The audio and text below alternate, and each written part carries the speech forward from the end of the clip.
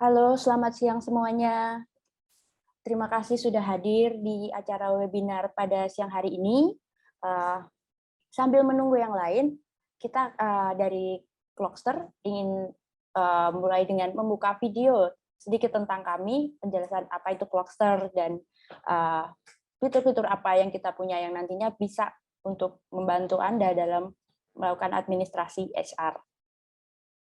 Waktumu terlalu berharga untuk detail-detail kecil seperti administrasi data karyawan. Clockster adalah aplikasi serba bisa yang akan membantu bisnismu berjalan dan membantumu fokus pada hal lain yang lebih penting. Penghitungan slip gaji dan pajak semudah menjentikan jari. Absensi, jadwal, dan penugasan karyawan selalu di genggamanmu dengan aplikasi mobile Clockster. Kamu bisa melihat karyawan mana yang tepat waktu, dan siapa yang terlambat, siapa yang izin cuti, siapa yang sedang mengerjakan tugas yang kamu beri, dan siapa yang sudah selesai. Bisnismu seperti berjalan sendiri. Kamu bisa langsung kunjungi website clockster.com, daftarkan bisnismu, dan gunakan aplikasinya gratis. Kami berharap yang terbaik untukmu dan bisnismu. Pakai Clockster, semua jadi mudah. Oke, ya. Tadi sudah dilihat video dari Clockster. Terima kasih yang sudah bergabung dengan kami di acara webinar pada siang hari ini. Webinar ini, sorry, ada yang sinyalnya kurang jelas ya. Ada yang video saya bisa dilihat dengan baik. Bisa working. Oke. Baik, saya ulangi, mohon maaf. Selamat siang semuanya. Kita akan segera mulai webinar pada siang hari ini yang dengan tema membangun dan meningkatkan produktivitas karyawan. Dan untuk siang ini kita akan kedatangan seorang speaker yang beliau merupakan HR dan AB spesialis di sebuah fintech company. Dan beliau adalah Pak Eza Hazami. Terima kasih sudah bergabung dengan kami dan untuk sudah mempersiapkan segala hal untuk berbagi ilmunya bersama kami. Selamat siang, Pak Eza. Halo, selamat siang Nabila dan tim Clockster. Selamat siang juga Bapak dan Ibu semuanya. Oke, Pak. Mungkin dari Bapak bisa mulai untuk menjelaskan kepada partisipan untuk webinar ini, apa sih kira-kira yang nanti akan disampaikan? Ya, terima kasih. Terima kasih Nabila. Aku izin untuk mengambil waktu dan kesempatannya ya. Baik, sebelumnya selamat siang Bapak dan Ibu. Perkenalkan saya Eza dari HR dan IB spesialis, salah satu fintech startup di salah satu ya reksadana dan juga saham. Baik, Bapak dan Ibu, hari ini saya berkesempatan untuk bisa membagikan nih apa yang mungkin menjadi ekspertas saya sebagai HR dan tentunya apa sih yang bisa kita lakukan sebagai HR dan juga manajemen untuk meningkatkan productivity dari employee kita. Seperti itu. Oke, saya izin untuk share screen ya, Nabila. Oke, sebentar. Baik, apakah sudah terlihat, Nabila? Boleh dibantu? Iya, sudah masuk, Pak. Sudah ya? Oke. Baik. Oke, saya sepertinya salah setting di sini sepertinya. Oke. Baik, sudah jelas ya di layar? Iya. Oke. Oke, tidak kecil kan ya? Enggak, Pak. Jelas. Oke, baik. Oke, ya. Baik, selamat pagi lagi. Saya selalu semangat gitu pada saat menyampaikan materi, jadi selalu ingat ini pagi gitu ya. Selamat siang Bapak dan Ibu semuanya dan juga partisipan gitu ya. Jadi hari ini kita akan belajar banyak sekali tentang apa sih yang bisa dilakukan sebagai HR dan juga manajemen untuk bisa meningkatkan dan juga membangun employee productivity. Nah, sebelum kita masuk ke inti apa yang harus kita lakukan, kita kenalan dulu nih gitu ya. Untuk apa sih itu productivity secara generalnya? Nah, baik. Jadi kalau bisa kita lihat secara definisi, productivity itu adalah kemampuan setiap orang, sistem, atau sebuah perusahaan dalam menghasilkan sesuatu yang diinginkan dengan cara memanfaatkan sumber daya secara efektif dan juga efisien. Nah, ini kata kuncinya ya. Jadi bukan hanya sekedar menghasilkan produktif gitu ya, tapi bagaimana caranya cara kerja kita menjadi lebih efektif dan juga efisien. Ya, seperti itu dengan sumber daya yang ada. Oke, sedangkan kalau misalnya kita lebih gali lebih dalam lagi, produktivitas karyawan ya, alias dikenal sebagai produktivitas di tempat kerja ya, adalah ukuran output individu sebuah atau seorang karyawan.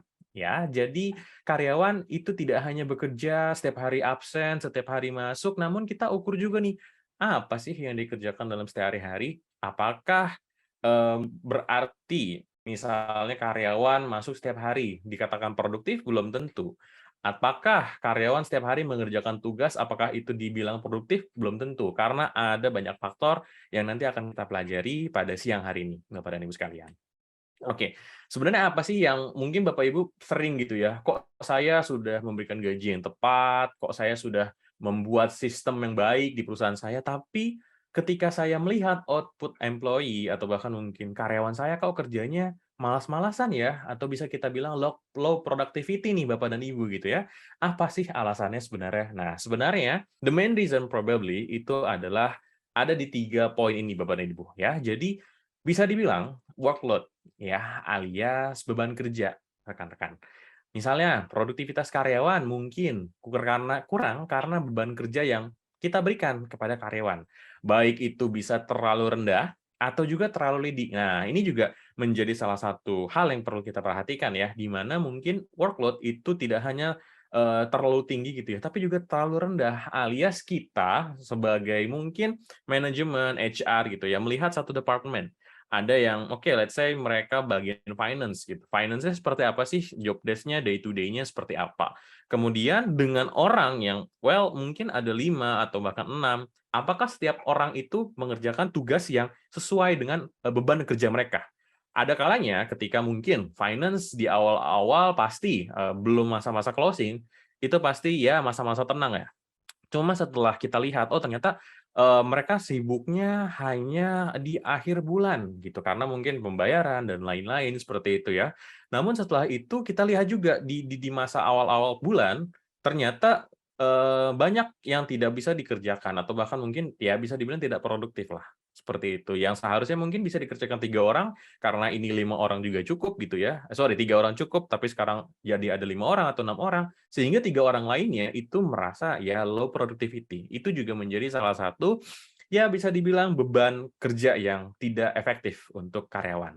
Dan sebaliknya, jika karyawan diberikan workload atau beban kerja yang tinggi, ini juga menjadi salah satu pendukung atau faktor yang bisa dibilang akan sangat-sangat menurunkan produktivitas. Karyawan tidak bisa fokus, karyawan tidak bisa menikmati pekerjaannya, sehingga mereka juga mendapatkan tekanan nyata. Apalagi mungkin zaman sekarang ya, itu kita bicara kesehatan mental dari seorang employee. Yang pada akhirnya menyebabkan kelelahan, mereka mungkin ya minta cuti mulu gitu ya, mungkin juga akhirnya tidak masuk atau tiba-tiba resign, itu juga bisa jadi. Jadi the main reason kenapa ada atau kita bisa si B di departemen itu apakah workload-nya sudah cukup atau bahkan terlalu berlebihan. Jadi kita coba explore dari situ. Kemudian, konflik yang kedua, atau sorry, main reason yang kedua, itu ada konflik dan issues. Nah, ini juga ya, rekan-rekan, bahwa ketika kita bekerja di sebuah ya company or department gitu ya, kita sebagai HR or even management tidak hanya hire, hire, hire, tapi kita juga maintain people kita, ya. Alias apa? Maintain konflik seperti ini. Misalnya, ada konflik, oke, antara bos dengan bawahan. Atau konflik sesama rekan kerja, yang di mana ini bisa menurunkan moral dan berdampak juga ya negatif kepada kesehatan mental. Ya, maka dari itu kita sebagai HR dan manajemen perannya apa? Coba kita selesaikan secepat mungkin. Baik itu kita berikan konseling atau sesi one on one atau bahkan mungkin kita resolve isunya bersama dengan orang yang bersangkutan. Kita sebagai HR dan manajemen punya wewenang seperti itu, ya. Dan terakhir team motivations ya, alias ini nih yang menjadi pembunuh diam-diam di tempat kerja, alias karyawan kok tiba-tiba yang harusnya senang diberikan gaji sekian, harusnya senang dengan budaya kerja kita, tiba-tiba mereka menjadi memiliki motivasi yang rendah ya. Hal ini juga ya bisa dibilang berdampak sekali, bahkan hanya individu tapi juga seluruh tim gitu. Baik mungkin ya tim motivation bisa berdampak karena sistem bonusnya kadang-kadang mungkin kita sering tidak informasikan, atau bahkan mungkin payment yang sering bermasalah, atau karena absensi yang tidak lengkap sehingga tidak tercatat, itu juga akan menjadi low motivation lah untuk tim. Seperti itu. Jadi three main reason ya untuk apa sih yang menyebabkan faktor employee productivity itu rendah dalam sebuah company, seperti itu. Nah, terus juga ada nih faktor-faktornya gitu ya. Tadi kan main reason-nya seperti itu, sekarang ada 4 faktor. Yang pertama working environment, ya jelas. Misalnya tadi ya saya sudah bilang ya, konflik rekan kerja, atau pada saat kita bekerja ada perasaan kompetitif ya. Walaupun dalam dunia kerja, dalam perusahaan, kita pasti ingin employee yang produktif dan juga kompetitif, alias mereka berusaha untuk menampilkan yang terbaik untuk pekerjaannya ya. Tapi ketika sudah ada perasaan kompetitif, si A mengalahkan si B harus mengalahkan si C, itu sudah tidak baik untuk working environment. Jadi mereka juga ada tendensi untuk merasa, oke, saya juga nanti juga kalah kok sama si A atau si B gitu ya. Jadi ini juga seperti hal yang harus diperhatikan lah. Karena namanya perasaan kompetitif, walaupun perlu, tapi juga kita harus maintain sebagai HR dan manajemen agar tidak terlalu tinggi dan juga bahkan menjadi budaya sikut-sikutan dalam dunia kerja, seperti itu. Kemudian, nah ini company value ya. Ketika kita bicara company value, ini yang harus kita perhatikan. Karena jangan sampai ketika kita sudah menciptakan employee value propositions, kemudian kita ciptakan visi misi, misalnya visi misi perusahaan Bapak dan Ibu seperti itu ya. Oke, saya ingin membantu perekonomian Indonesia atau apapun itu visi misi dari perusahaan Bapak dan Ibu. Namun sejalan dengan kita bekerja, sejalan bisnis berjalan, apakah company value ini sesuai dengan tujuan pegawai? Maka dari itu kita pada saat seleksi awal kita harus tanya ya dengan sebuah proses seleksi gitu ya untuk calon karyawan, kira-kira value apa yang mereka ingin sampaikan atau capai dengan company kita? Apakah selaras? Apakah tiba-tiba di tengah jalan mereka merasa berbeda? Itu juga harus kita komunikasikan kepada employee kita. Kemudian ya employee health, alias ini juga menjadi salah satu productivity yang bisa dibilang rendah. Apalagi mungkin karena kondisi pandemi yang masih kita rasakan seperti itu ya. Walaupun ya sekarang kita sudah menerapkan sistem hybrid or even sudah fully WFO, working from office gitu ya sekarang, kembali lagi ke kantor, tapi yang namanya COVID kita tidak bisa prediksi kapan ini kelar, atau bahkan mungkin ya bisa dibilang penyakit-penyakit lainnya yang ternyata berdampak dengan tim yang seharusnya secara productivity dikerjakan oleh 10 orang. Namun karena mungkin ada kondisi pandemi atau mungkin juga lagi ada penyakit tertentu, tiba-tiba 4 orang tidak masuk. Seperti itu. Dan kita sebagai HR atau manajemen juga harus pintar-pintar gitu ya dalam mengatur shifting, kemudian juga pembagian tugasnya seperti apa, delegasi seperti apa, agar si 6 orang tersebut ini yang masih eksis gitu ya untuk bekerja, tidak merasa kembali lagi workload-nya berlebihan. Ya, sampai dengan employee tersebut sembuh gitu ya, 6 orang yang existing ini juga harus kita maintain gitu. Oh, oke, shift kerja kita atur dan juga bagaimana sih workload yang akan kita berikan kepada tim. Seperti itu. Dan juga training. Nah, ini ya, rekan-rekan, kita harus sadar bahwa ketika kita bicara employee productivity, kita tidak hanya hire orang untuk bekerja, tapi kita juga hire orang untuk kita maintain, baik itu training atau bahkan mungkin mereka mengikuti sertifikasi ya, supaya apa? Supaya dengan skill yang mereka dapat dari sebuah training atau bahkan mungkin mmm, pekerjaan sehari-hari akan lebih mudah ketika kita adakan training. Paling mudah gitu ya, mungkin Bapak dan Ibu punya kedai kopi ya, atau bahkan mungkin employee barista seperti itu ya. Barista pasti sudah ada skill set awal. Namun ketika kita tidak melatih, misalnya ada minuman baru, atau ke depannya ada tren baru, atau sesimpel bagaimana cara menghadapi customer ketika lagi banyak order. Nah, itu juga harus kita latih ya, Bapak dan Ibu. Kenapa? Kita harus bisa kembali lagi gitu ya, maintain employee productivity dengan hal-hal sesimpel itu ya. Jadi mereka juga ada growth ya, alias mereka merasa ketika bekerja di company kami, ketika bekerja di company kita gitu ya, itu mereka merasa ada satu perubahan dalam karir mereka, hidup mereka. Bukan hanya sekedar menerima gaji, namun ada kalanya orang itu suka dengan mereka merasa bertumbuh di company yang mereka lagi jalani, itu adalah company Bapak dan Ibu sekalian. Ya, seperti itu. Oke. Nah, biasanya kalau udah kita ngomongin faktor, kemudian juga ya apa aja yang mempengaruhi, pasti ada halangannya nih, obstacle of the employee productivity. Ya, obstacles-nya apa? Nah, ini biasanya uneasy feelings, ya, alias kita bisa dibilang menciptakan satu budaya kantor yang nggak enakan, alias employee atau bahkan mungkin karyawan kita merasa tidak senang bekerja dengan kita, ya, karena banyak sekali hal-hal yang mungkin ya secara kita tidak sadar sebagai HR atau manajemen, itu malah menjadi budaya kerja yang, well, untuk karyawan tidak nyaman.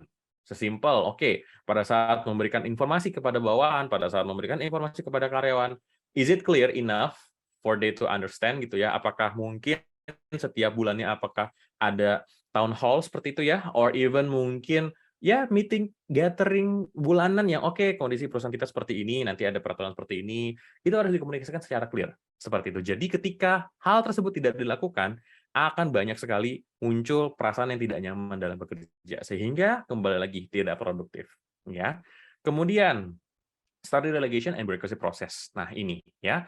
Tentunya ketika kita bekerja seringkali ya, aku merasa kayak, bisa dikatakan ketika kita ada sebuah peraturan dari perusahaan or even mungkin dari manajemen or bahkan mungkin kita sebagai HR gitu ya, implementasi dari ketenagakerjaan, kita pengen dong ya, sampaikan ini semua. Tapi seringkali gaya birokrasi kita ini tidak fleksibel Bapak dan Ibu sekalian. Misalnya, oke, dari atas atau bahkan mungkin level C-level gitu ya, atau manajemen, itu hanya tahu beberapa hal, banyak hal. Kemudian diturunkan di bawahnya atau mungkin level GM, manager, itu hanya kulitnya saja atau diberitahu segalanya, tapi diberikan pesan kayak, "Ini nggak usah dikasih tahu ke bawahan." Nah, itu saya rasa akan menjadi hal yang menyulitkan.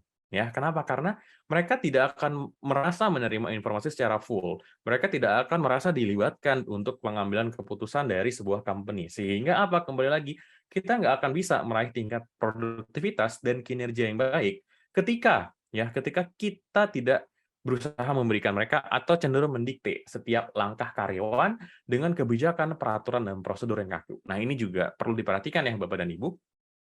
Kemudian terakhir ya, less empathy. Nah, ini ketika kita bekerja, ketika kita maintain sebuah perusahaan, ketika kita memiliki seorang karyawan gitu atau tim atau departemen gitu ya, kita bukan meng-hire mesin Bapak dan Ibu. Kita meng-hire manusia. Kita masih meng-hire manusia.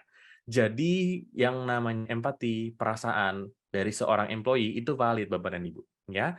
Sesimpel mendengarkan mereka, hargai pendapat mereka yang mungkin muncul dari pemikiran mereka sehingga mereka merasa dihargai ketika mereka bekerja. Walaupun mungkin kita tidak langsung mengiyakan atau bahkan secara regulasi tidak tidak memungkinkan untuk kita wujudkan, namun ketika kita, "Oh, oke, nanti kamu punya ide atau usul apa," gitu ya, kita bisa kok untuk saling mendengarkan satu dan sama lain. Karena kembali lagi kita hire manusia. Manusia itu selalu punya perasaan, manusia selalu bisa menghargai orang yang menghargai perasaan mereka.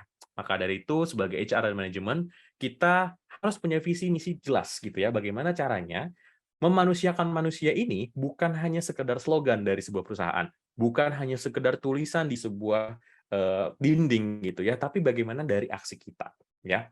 Memang benar, tapi misalnya kayak kita nggak harus setuju kok dengan pendapat yang disampaikan karyawan kita gitu ya, tapi minimal kita mendengarkan saja itu sudah sangat berarti untuk karyawan kita. Seperti itu Bapak dan Ibu.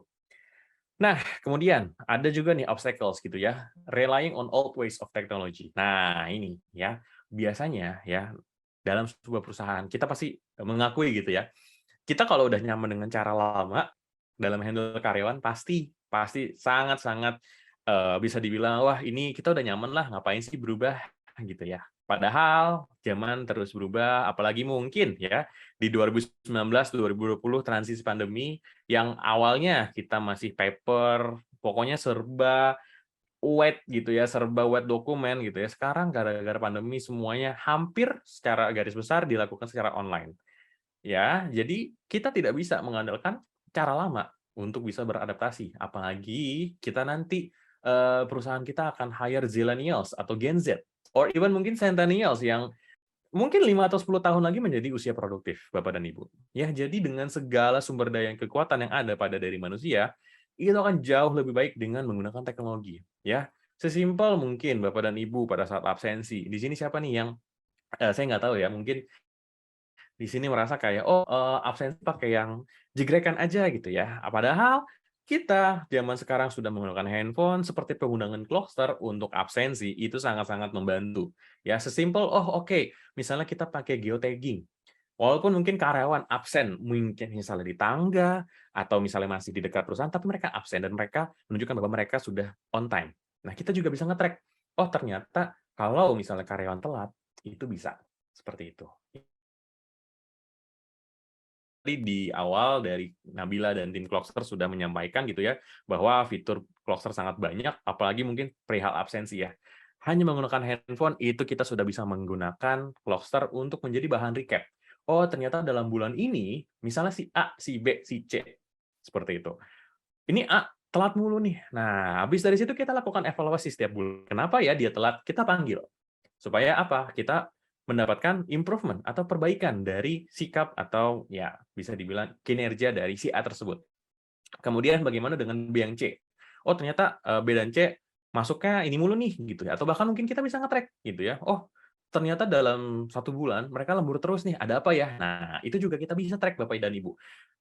Daripada mungkin kita nge-track satu-satu, kita melihat hanya sekedar kertas catatan yang mungkin masih menggunakan cara lama, kita pakai Excel, kita runutkan sendiri seperti itu kan mungkin akan takes time Bapak dan Ibu. Atau bahkan mungkin Bapak dan Ibu sekalian kurang paham. Nah, maka dari itu Clockster juga bisa membantu untuk hal-hal seperti ini.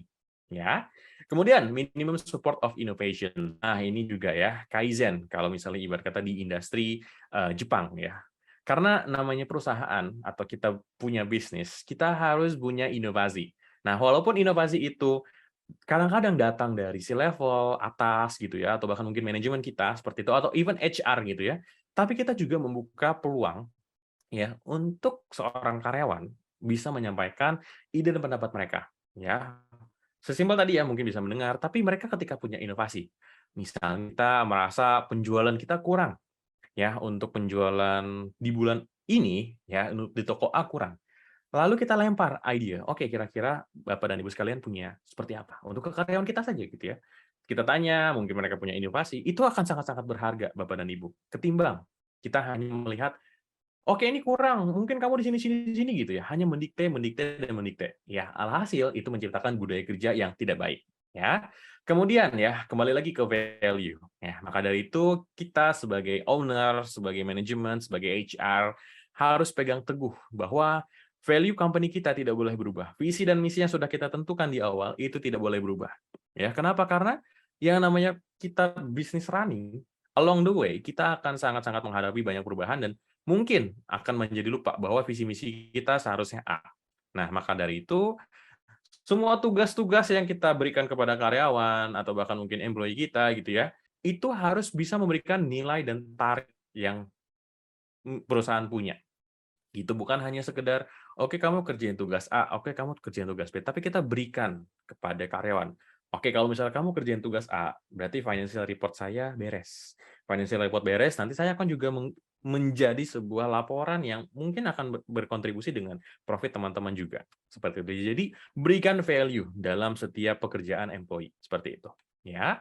Lanjut, Bapak dan Ibu. Nah, ini lagi ya.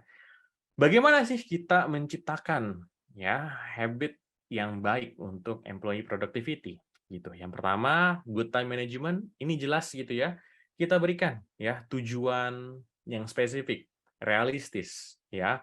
Mungkin Bapak dan Ibu pernah mendengar SMART gitu ya, SMART method gitu ya. Spesifik, measurement, achievable, target dan juga ya mungkin Bapak dan Ibu bisa cari gitu ya. Cuma kalau misal saya beri kepada penjelasan singkat gitu ya, good time management ini sangat-sangat penting untuk good employee productivity, ya. Bukan hanya sekedar menyuruh karyawan kita atau spesifik dan jelas gitu. Misalnya, oke, misalnya siapa nih? Nabila gitu ya. Coba Nabila kerjakan report ini dalam waktu 1 minggu harus beres ya. karena saya butuh untuk meeting tahunan, misalnya seperti itu. Atau sesimpel kayak, "Oke, Iza, coba, bagaimana caranya kamu recap dong profit penjualan kita bulan ini, kamu kumpulin besok ya," seperti itu. Jadi, kita berikan secara jelas dan spesifik gitu. Berarti kan tadi ada report financial dari toko, kemudian juga, oke nanti mengerjakan tugas A untuk apa gitu ya. Kita berikan secara jelas dan juga realistis, ya. Kadang-kadang kita sebagai owner, manajemen gitu ya, seringkali lupa bahwa employee kita juga manusia yang mungkin ya mereka punya obstacles, punya hambatan, punya ya bisa dibilang, oh ternyata dia masih belum ngerti. Bagaimana cara kita ajarin? Bagaimana cara kita delegate di knowledge gitu ya, supaya mereka juga lebih produktif dalam bekerja. Bukan hanya menyuruh, tapi kita apa ya, bisa dibilang bahasanya itu eh, mensupport atau bahkan enable themselves ya, ketimbang kita hanya sekedar nyuruh atau nyuruh seperti itu. Ya. Kemudian prioritas. Nah, ini juga berikan pemahaman tentang prioritas dalam mengerjakan sebuah tugas. Nah, ini yang sering kali kita sebagai owner, business owner, manajemen, atau HR, kita merasa kayak ini penting semua nih kita kerjakan. Tapi sebenarnya apakah sepenting itu dalam satu hari? Pasti kan kita punya prioritas ya. Misalnya tugas A harus dikumpulkan sekian dan diberikan ke BOD or management level apa gitu ya dalam hari ini. Ya, berarti kan yang dikerjakan.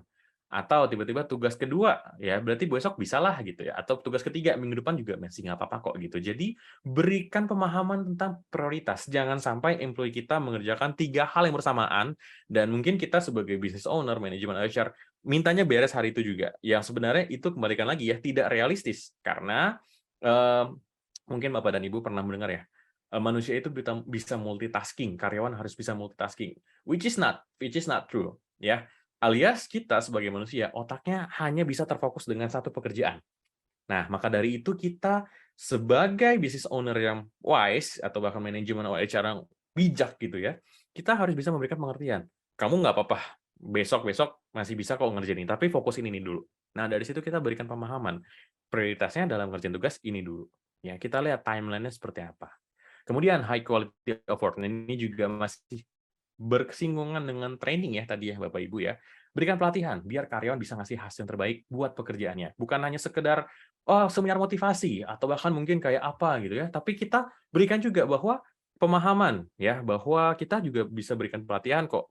Misalnya, oke, pelatihan bagaimana caranya membuat financial statement yang lebih rapih, atau bagaimana caranya interview gitu ya untuk seorang HR yang lebih bagus gitu ya. Kok saya jadi bagi gitu ya, jadi pengen ngomong bagus dan baik gitu ya.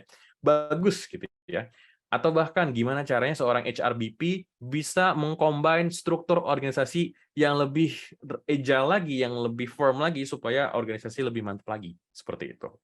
Ya, lanjut ya. Terus gimana sih Clockster bisa help bisnis kita gitu ya. Tadi mungkin saya sudah sedikit menyimpulkan bahwa Clockster ini adalah aplikasi generasi baru yang bisa Bapak dan Ibu lakukan, bisa dan Bapak Ibu apply gitu ya, untuk bisnis skala kecil dan menengah Bapak dan Ibu ya. Baik itu untuk manajemen karyawan efisien, dengan otomatisasi payroll, absen, dan juga ya hal-hal lain dari HR ini secara gratis. Jadi kita sebagai business owner, manajemen or HR nggak habis waktunya untuk menyimpulkan kayak oke payroll kita kerja ini dalam setiap hari gitu. Nah, dengan Clockster ini akan sangat-sangat mudah ya Bapak dan Ibu.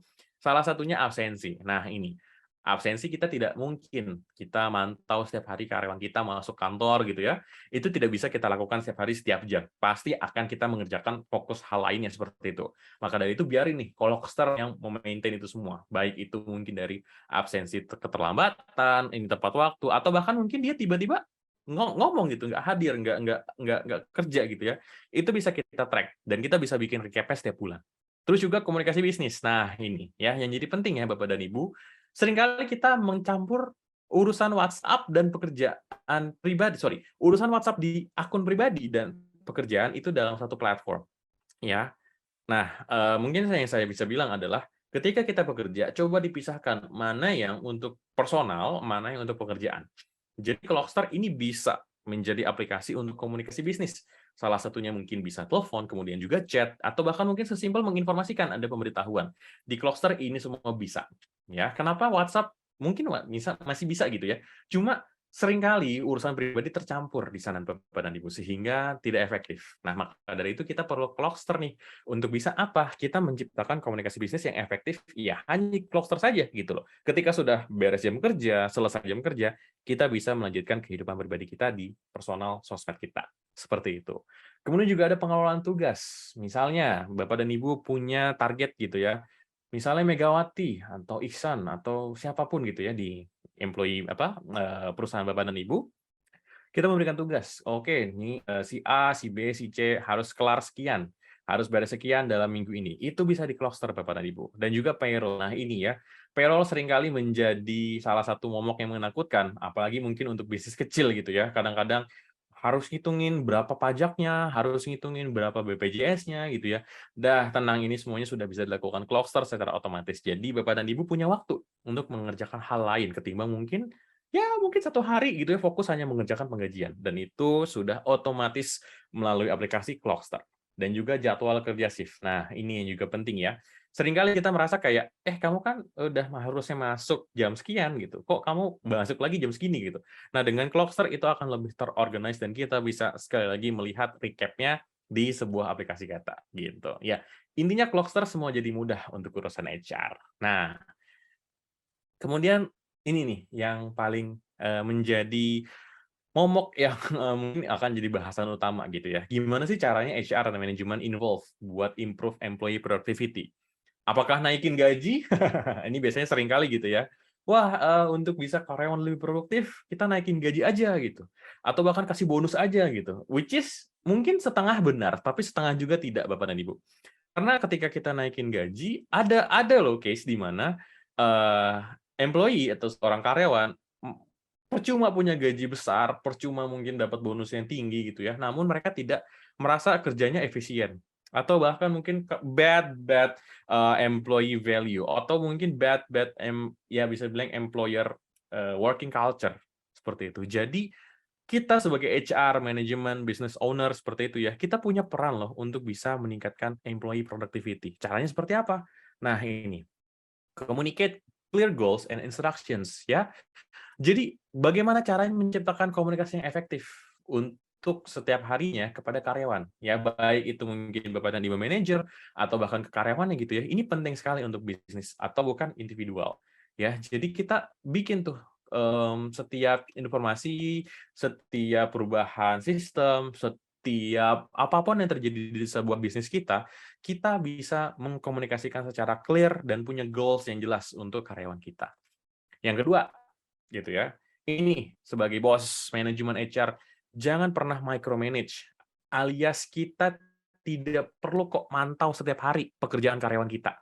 Karena mereka nggak akan happy dan merasa mungkin seperti di penjara gitu ya. Kok saya kerja nggak dibebasin, kok saya kerja diawasin mulu. Itu juga menjadi salah satu bad habit ya untuk manajemen atau HR. Karena tidak memberikan keleluasaan kepada karyawan. Mungkin kita bermaksud baik, kita pengen, output-nya jelas gitu ya, tapi itu tidak efektif Bapak dan Ibu. Ya, in reality ini nggak bisa kita micromanage karyawan. Banyak sekali kasus, resign, banyak sekali kasus turnover yang cukup tinggi, karena mereka merasa apa? Mereka pekerjaannya selalu diatur oleh atasan. Mereka merasa tidak punya wewenang dengan pekerjaan mereka, apa-apa harus melalui atasan. Sehingga micromanage ini juga menjadi salah satu penyakit ya untuk sebuah company. Ya, seperti itu Bapak dan Ibu. Kemudian establish value ya, tadi mungkin sudah saya jelaskan sedikit bahwa ketika kita berjalan bisnisnya along the way pasti akan sedikit mengalami banyak sekali adaptasi. Tapi kita sebagai business owner, manajemen dan HR, kembalikan lagi visi dan misi kita tuh apa? Sehingga kita akan mudah untuk communicate-nya gitu. Yang mungkin ya awalnya mungkin perusahaan kita kecil, scope kita kecil gitu ya. Kemudian along the way grow gitu ya, kemudian employee-nya semakin banyak. Ini juga penting gitu bahwa kita perlu libatkan semua karyawan untuk bisa develop company kita. Bukan hanya 1 atau 2 orang, tapi mereka merasa kayak, oh value-nya masih sejalan dengan kita gitu, Bapak dan Ibu. Ya. Terus tadi mungkin sudah sedikit dijelaskan realistic deadlines gitu ya, ini sering banget gitu ya, kita memberikan kerjaan 1 hari harus beres, padahal kerjaannya ada 3 gitu. Padahal kita bisa kok berikan prioritas. Yang 1 hari ini, yang besok bisalah, yang besok mungkin di depan juga nggak apa-apa. Itu sangat-sangat make sense, Bapak dan Ibu sekalian. Kemudian ini harus kita juga nih, balance authority dan accountability, alias boleh kita punya wewenang, boleh kita berikan wewenang kepada satu orang, tapi kita balance gitu, alias tidak hanya memberikan kepada A, B, C seperti itu ya, tapi kita juga kita tidak memberikan hanya kepada A, tapi kita juga memberikan kepada B dan C juga, supaya apa? Mereka merasa ada tanggung jawab dalam pekerjaan mereka. Dan maka dari itu ketika mereka diberikan empowerment, ya itu adalah salah satu hal yang membuat karyawan atau ya bisa dibilang Bapak dan Ibu bisa lebih efektif seperti itu. Kemudian, nah ini remember to listen ya, alias kita sebagai employee, employer adalah manusia, Bapak dan Ibu ya. Jadi harus mendengar mereka punya keluhan seperti apa atau bahkan mereka punya ide seperti apa ya, karena satu studi mengatakan bahwa ketika employer gitu ya atau company berusaha untuk improve, ketika mereka mendengarkan saran dari bawahan, saran dari employee, mereka akan lebih bersemangat karena mereka merasa didengarkan gitu ya. Lalu, nah ini train, retrain, and promote ya. Ketika kita hire orang, ketika kita pekerjakan orang, bukan hanya sekedar oke saya cari kamu terus saya gaji kamu setiap bulannya. Bukan seperti itu ya. Karena ketika good management itu selalu akan nge-training karyawannya ya. Ibarat kata kalau kita invest di saham, ya sekarang kita adalah invest di karyawan kita. Manusia itu adalah aset. Tapi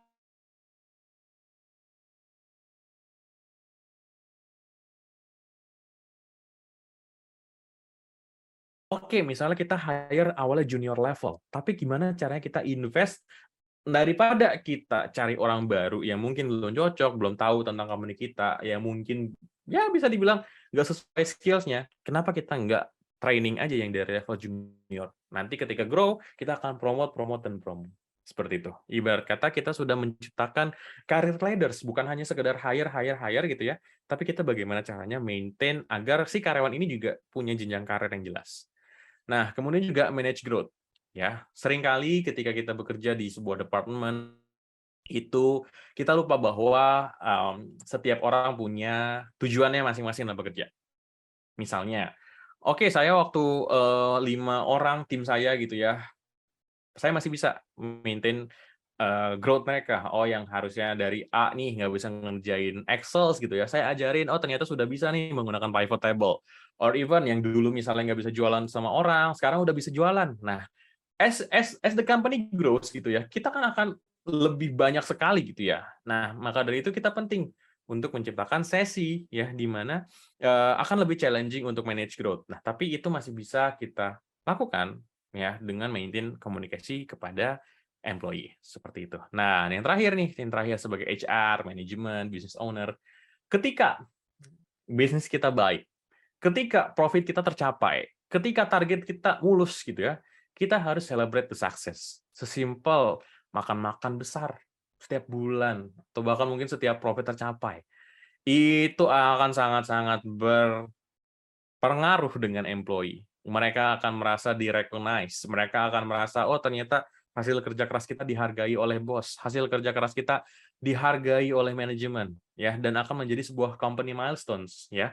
Maka dari itu penting sekali untuk kita menyadari, ya, atau bahkan mungkin mengenal good work dari tim, dan kita sampaikan bahwa ini hasil kerja keras kita, ini adalah hasil kerja keras kamu, seperti itu. Maka dari itu, itulah peran dari HR dan manajemen bagaimana caranya membuat employee productivity. Oke, I think that's all Nabila. Thank you so much Bapak dan Ibu sekalian. Aku kembalikan lagi ke Nabila dan tim Clockster. Terima kasih. Oke, halo. Sudah masuk suara saya ya?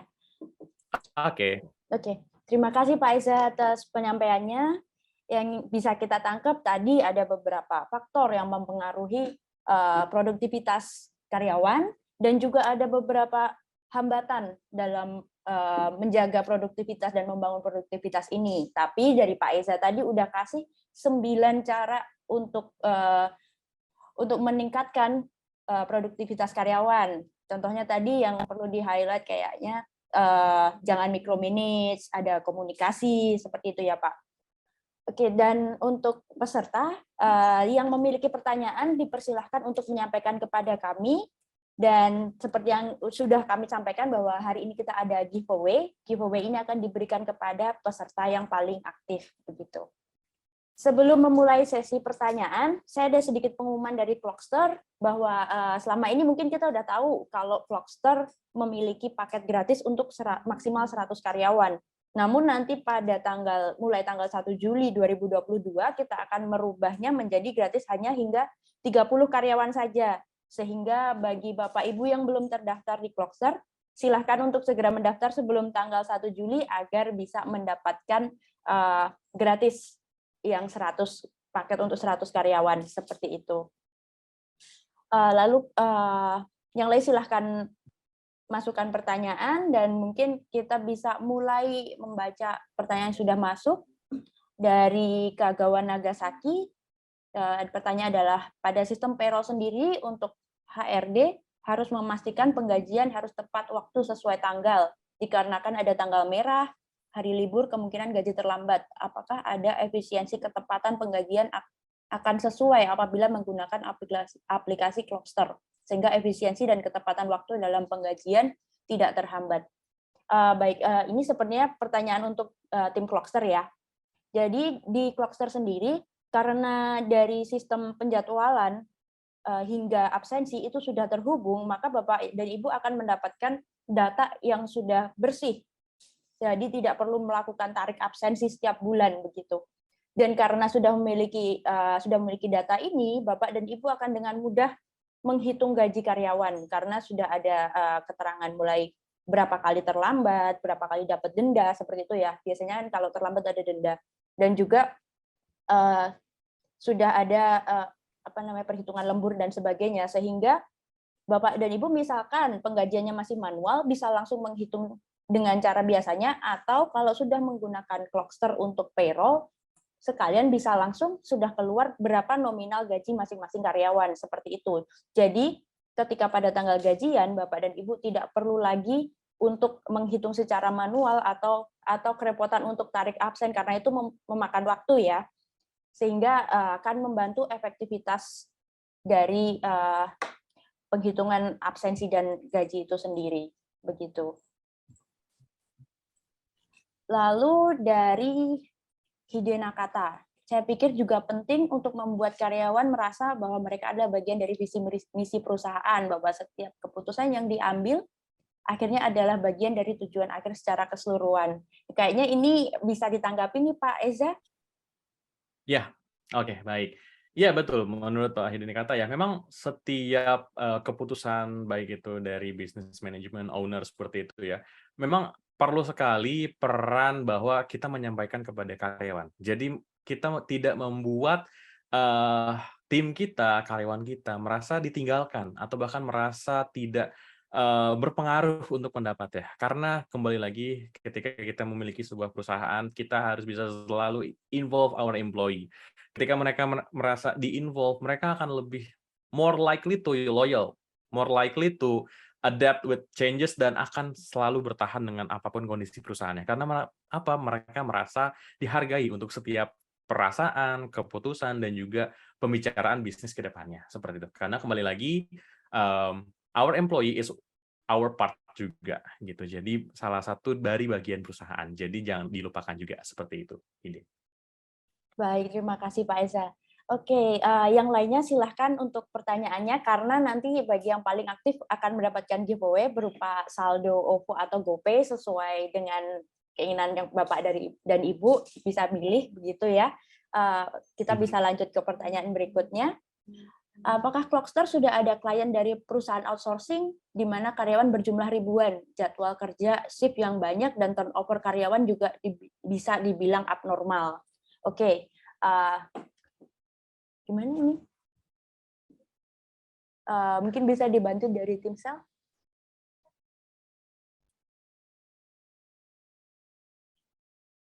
Oh, sorry. Oh, oke. Sorry, sebentar. No.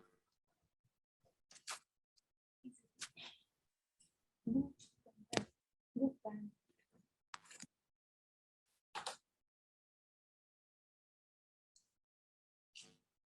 Apa? Outsourcing. Oke.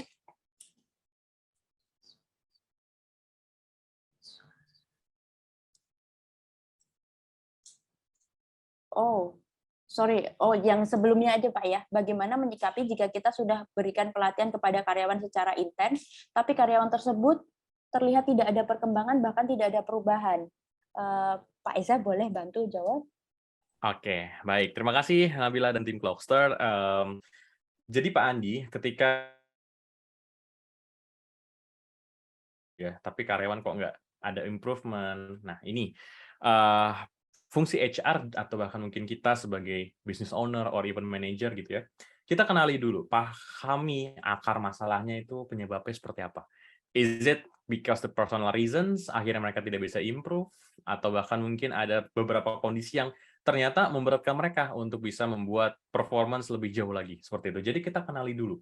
Dan kita secara apa ya, bisa dibilang secara psikologis lah ya, kita berikan pemahaman bahwa ketika mereka tidak bisa improve, nanti dampaknya akan seperti ini. Maka dari itu coba, apa sih yang membuat mereka menjadi sulit untuk bisa berubah menjadi lebih baik, seperti itu. Jadi kenali dulu, apa sih yang menjadi masalah, seperti itu.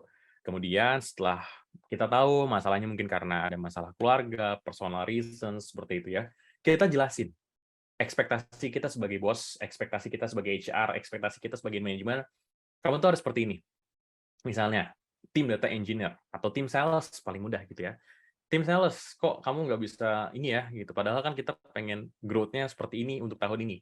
Seperti itu. Kamu jelasin Pak Andi bahwa ekspektasi kita sebagai manajemen seperti ini, sebagai HR seperti ini, sebagai bos seperti ini. Supaya apa? Kita sudah memberikan pelatihan, kita jelasin ekspektasi kita supaya dia nyampe gitu. Oh, ternyata ketika nanti saya improve, misalnya sales naik, nanti gaji saya juga naik seperti itu. Misalnya seperti itu ya. Jadi jelasin juga selain tadi tanya masalahnya apa, penyebabnya apa, kita jelasin ekspektasi kita ke depannya mau seperti apa gitu. Kemudian nih, buatlah rencana untuk PIP alias Performance Improvement Plan. Dalam arti, oke, kinerja saya masih buruk nih, gitu, atau bahkan kinerja si karyawan tersebut masih buruk. Kedepannya akan dilakukan seperti apa? Misalnya, dia harus membuat OKR atau KPI yang lebih make sense untuk dia. Misalnya karena nggak growth, oh kita evaluate, ternyata OKR-nya ketinggian, atau KPI-nya kayak nggak make sense gitu ya. Coba kita lebih tadi ya, balikin lagi ya, apakah itu measurable, atau bahkan mungkin bisa realistis gitu ya, kita coba evaluasi lagi gitu. Oke, misalnya bulan ini kamu harus approach misalnya berapa toko gitu, atau misalnya harus bisa buat promo di sosial media gitu. Bikin performance improvement plan yang sekiranya dia masih lack off di situ, Pak. Gitu. Dari situ barulah kita sudah ada OKR dan KPI yang baru, PIP yang baru gitu ya. Kita baru latih lagi, pantau dan beri masukan. Karena manusia gitu ya, sering banget atau bahkan suka banget untuk merasa dihargai, coba untuk berikan, ya bisa dibilang, walaupun mungkin sekedar bisa menjual A, atau bahkan mungkin bisa baru approach me gitu ya, selama dia masih masa-masa PIP 3 bulan atau berikan 6 bulan untuk perubahan gitu ya, itu kita hargai untuk setiap peningkatannya. Nah, tapi gimana kalau misalnya benar-benar udah kita lakukan 5 langkah itu, ya tentunya ya balikin lagi, a good asset to employee, tapi hanya yang bisa kita maintain sebagai good asset atau good people-nya lah gitu. Jadi kita harus ya prepare for the worst, Pak Andi. Bahwasanya ya memang dari dia ketika kita sudah melakukan 5 hal itu tidak ada perubahan juga, ya mau tidak mau kita harus bisa melepaskannya sih, Pak. Dan juga sesuai dengan ketentuan dan undang-undang yang berlaku ya, seperti itu. Jadi tidak hanya sekedar oke, kamu misalnya kali dalam 3 bulan nggak ada improvement gitu ya, itu boleh tuh kita berikan kayak 3 bulan nggak improve berarti kamu kontraknya selesai gitu. Jadi akan sedikit memotivasi mereka. Tapi kalau misalnya memang tidak ada peningkatan, ya sudah, itu adalah keputusan hidup mereka, Pak. Kita tidak bisa mengubah hal seperti itu dalam karyawan. Gitu, Pak. Oke, baik. Terima kasih juga Pak Eza dan terima kasih juga Pak Andi atas pertanyaannya. Saya mau kembali ke pertanyaan tadi terkait dengan klien Clockster di bagian outsourcing. Ya, kita memang memiliki klien di bidang outsourcing, namun mohon maaf karena ini terkait dengan privasi masing-masing klien, jadi kita tidak bisa disclose yang mana. Cuman misalkan Bapak khawatir tentang masalah shift yang banyak, Clockster saat ini sedang mengembangkan berbagai macam fitur untuk membantu Bapak dan Ibu dalam dan mengatur dan mengelola jadwal. Contohnya yang saat ini sudah kita launch adalah OpenShift, di mana shift atau shift terbuka dalam bahasa Indonesia ya. Ini maksudnya adalah shift di mana Bapak atau Ibu bisa membuka shift, namun tidak memberikan tugas ini langsung kepada salah satu karyawan saja, tapi Bapak Ibu bisa berikan ini ke seluruh karyawan dan memberitahu bahwa ada shift kosong di sini yang nantinya mereka bisa isi. Jadi mereka bisa dengan bebas, misalkan mereka merasa bahwa mereka membutuhkan uang tambahan atau mereka memang jadwalnya belum sesuai dengan kapasitas yang seharusnya, mereka bisa untuk mengisi shift ini begitu. Dan juga shift ini bisa membantu Bapak dalam kondisi tertentu di saat membutuhkan tenaga kerja yang banyak, karena mereka langsung bisa mendapatkan notifikasi, jadi Bapak tidak perlu repot-repot memberikan pengumuman atau menyebar WhatsApp lagi. Cukup dari aplikasi saja, shift-nya dibuka, terus nanti dari Clockster akan memberikan notifikasi kepada para karyawan untuk bergabung ke dalam shift tersebut. Begitu, Pak.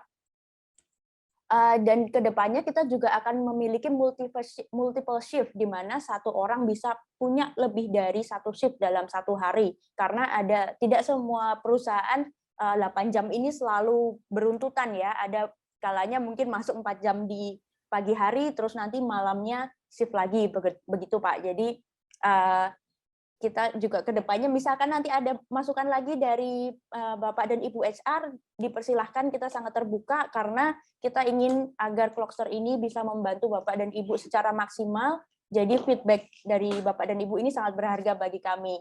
Kami juga bisa membuat sistem yang bagus, dan Bapak Ibu juga bisa menikmati fasilitas dari kami yang lebih sesuai dengan kebutuhan yang sebenarnya yang ada di lapangan begitu. Baik, ada satu pertanyaan lagi, ini terakhir ya. Biasanya culture atau lingkungan kerja bisa mempengaruhi produktivitas karyawan sehingga akan berdampak pada perusahaan. Culture seperti apa yang dapat membantu produktivitas karyawan agar merasa nyaman dalam bekerja? Apakah HRD berperan besar dalam hal ini? Silahkan Pak Isa. Oke, tentu Ibu Mita. Jadi memang culture perusahaan sangat-sangat berpengaruh dengan produktivitas karyawan. Lalu peran HR seperti apa untuk bisa menciptakan culture yang tepat? Nah, tentunya saya bisa beri pendapat gitu ya, selama mungkin pandemi sebagai HR juga. Satu hal, prioritaskan employee wellness. Karyawan ingin tempat kerja yang bisa dibilang memiliki sehat secara fisik, mental, dan juga emosional.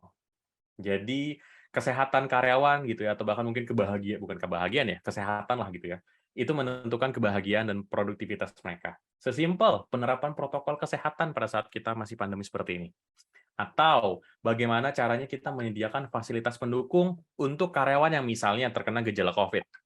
Misalnya mereka merasa aman nih karena oke, kita boleh nih WFO gitu, kita boleh buat kebijakan masuk setiap hari. Tapi bagaimana kalau misalnya karyawan kita kena COVID? Apakah kita fast respon? Apakah kita menyediakan tes swab gratis? Misalnya oksigen juga ada, nanti misalnya di cover untuk reimbursement misalnya ada ke rumah sakit, itu juga harus kita perhatikan. Walaupun mungkin belum bisa untuk sekarang, tapi minimal dari penerapan protokol kesehatan. Jadi mereka merasa aman ketika mereka bekerja. Seperti itu.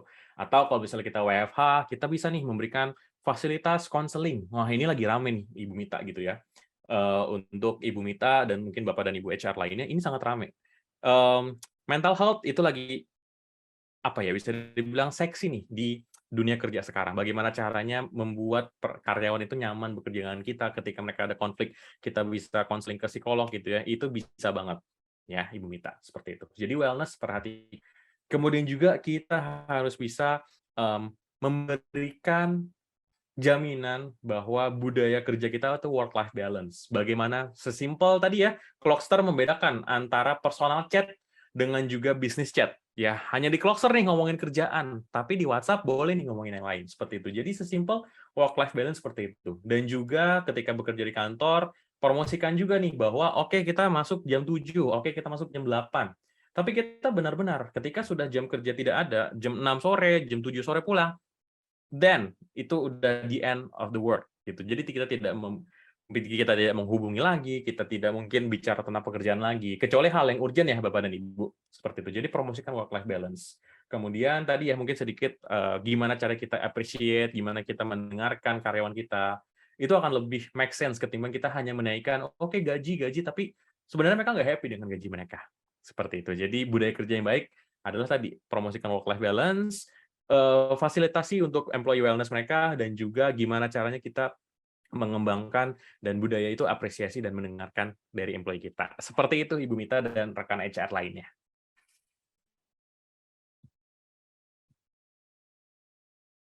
Pak Eza, maaf ada satu request spesial nih dan Ya. pertanyaan dari Ibu Ratu. Pak Eza, kalau kami baru membuat tim, langkah awal supaya tenaga kerja yang bisa kita hire jadi efisien dengan kapasitas minim supervisi, caranya seperti apa? Oke, baik. Ibarat kata tim baru lah gitu ya. Oke, jadi mungkin sebagian besar sudah saya sampaikan di materi awal gitu ya, bahwa kita sebagai business owner, HR, manajemen, kita perlu nih melihat, oke, beban kerja dari tim kita seperti apa. Misalnya, Ibu ingin ada 5 orang baru di tim HR. 5 ini kebanyakan nggak gitu. Kita setting dulu nih workload-nya, job desk-nya seperti apa. Misalnya 5 orang ini nanti ada satu yang ngurusin rekrutmen, ada satu lagi yang ngurusin payroll, or even mungkin sales gitu ya. Ibu punya 5 sales, berarti nanti ada yang sales di daerah sini, nanti di toko sini, nanti ngurusin buat apa gitu ya. Jadi Ibu berusaha untuk breakdown satu-satu dari masing-masing tim kira-kira pekerjaannya apa. Agar kembali lagi workload-nya tidak ada yang terlalu tinggi dan juga tidak ada yang terlalu rendah. Sehingga mereka merasa kayak, oke, ini udah cukup nih untuk saya gitu. Kemudian setelah kita setting the workload, the job desk gitu ya, kita juga memberikan KPI atau OKR-nya realistis. Dalam arti tidak hanya berpusat kepada profit, tapi bagaimana caranya mereka juga growth gitu. Oke, misalnya dalam 1 bulan ini harus mengerjakan ini, dalam bulan berikutnya harus mengerjakan ini, sehingga kita bisa menggunakan tadi ya ada metode SMART gitu ya. Aku lupa singkatannya. Smart itu apa? Tapi coba aku itu dulu ya. Aku agak-agak lupa soalnya untuk ini. Oh, specific, measurable, achievable, realistic, dan time frame based. Alias kita berikan bahwa pekerjaan tersebut itu harus spesifik ya dan terukur OKR kita gitu. Oke, misalnya kamu harus menaikkan jumlah sales. Terus measurable, gimana caranya? Berarti nanti jualannya sekian gitu ya, atau bahkan mengenai misalnya apa gitu ya. Terus achievable nggak? Kira-kira make sense nggak dalam 1 bulan kita bisa profit 100 juta misalnya? Kita breakdown lagi. Terus juga realistis nggak sih? Dan juga dalam 1 bulan itu 100 juta gimana? Apakah misalnya setiap hari approach satu toko jualan 1 juta, berarti kan mungkin ya dalam 1 bulan bisa nih 30 sampai dengan 60 juta gitu. Dan itu kita realisasikan lagi. Kurang lebih sih seperti itu, Bu. Dan juga komunikasikan bahwa dengan tim yang minim, tapi kita sebagai business owner juga bisa dibilang bisa turun tangan untuk bisa membantu kesulitan, ya bisa ibarat kata offer help lah, bukan hanya sekedar menyuruh, dan itu akan menjadi budaya kerja yang baik. Seperti itu Ibu Ratu. Oke, baik. Terima kasih Pak Eza. Itu tadi pertanyaan terakhir, dan untuk summarize dari seluruh diskusi kita hari ini, kita sudah membicarakan tentang masalah produktivitas, tentang bagaimana cara meningkatkannya, tentang bagaimana cara membantu employee untuk lebih produktif, dan juga kita juga membahas fitur-fitur Clockster di mana memang tujuan kami adalah untuk meningkatkan produktivitas karyawan, untuk membantu Bapak dan Ibu HR ini memaksimalkan produktivitas karyawan, sekaligus juga memastikan bahwa mereka melakukan tugas sesuai dengan job desk-nya tanpa harus repot dengan administrasinya begitu. Jadi ingin mengingatkan lagi bahwa kita akan memiliki paket baru mulai tanggal 1 Juli. Jadi yang belum daftar silahkan, karena sayang sekali ada 100 gratis untuk karyawan, sementara nanti tanggal 1 Juli akan kami kurangi menjadi 30 karyawan saja. Jadi silahkan daftar. Dan di dalam aplikasi kami yang dapat dimanfaatkan, yang pertama ada absensi, di mana Bapak dan Ibu tidak perlu lagi melakukan absensi secara manual. Bapak dan Ibu cukup meminta karyawan untuk melakukan absensi baik dari aplikasi masing-masing karyawan ataupun menggunakan device jika memang seperti itu kebijakan dari perusahaannya. Dan kemudian Bapak dan Ibu bisa memaksimalkan shift supaya tidak perlu lagi mengatur jadwal shift secara manual juga, dan kami juga sudah melengkapi fitur ini dengan multiple shift dan juga open shift yang untuk membantu Bapak dan Ibu dalam mengatur shift. Kemudian juga ada penghitungan gaji atau payroll, di mana penghitungan gaji ini akan didasarkan dari jadwal dan juga absensi, sehingga semua akan terintegrasi dalam satu sistem, meminimalisir kesalahan. Kemudian juga kami ada beberapa fitur untuk administrasi lainnya seperti pengajuan cuti, reimburse, dan lain-lain, sehingga Bapak dan Ibu tidak perlu lagi melakukan pengisian form jika ada karyawan yang ingin mengajukan cuti dan sebagainya. Dan misalkan dari Bapak dan Ibu ada masukan, ada pertanyaan lebih jauh, karena kami sangat membutuhkan feedback dari Anda, dan juga saya yakin Bapak dan Ibu mungkin jika menemukan menemukan kesulitan dalam menggunakan aplikasi, silahkan untuk langsung menghubungi kami lewat email di info@vlogster.com atau lewat Instagram @vlogster_id. Sorry, ada lagi. Terus ya, untuk yang mendapatkan giveaway, ya ini pengumuman untuk giveaway akan kami umumkan sekarang. Yang silahkan untuk menghubungi kami bagi yang namanya kami sebutkan, yakni Pak Andi, kemudian Ibu Mita, dan Ibu Ratu. Ya. Bagi 3 orang yang kami sebutkan, silakan menghubungi kami ke nomor, bisa lewat Instagram atau lewat WhatsApp atau lewat email ke info@vlogster.com. Kami akan cek juga melalui email pendaftarannya. Jika memang sudah terbukti benar Bapak dan Ibu, silakan memberikan data dan informasi untuk pengiriman giveaway-nya. Oke, baik. Mungkin webinar dari Vlogster sudah selesai untuk saat ini. Terima kasih atas partisipasinya, dan sampai jumpa untuk webinar berikutnya. Terima kasih Bapak dan Ibu, selamat siang.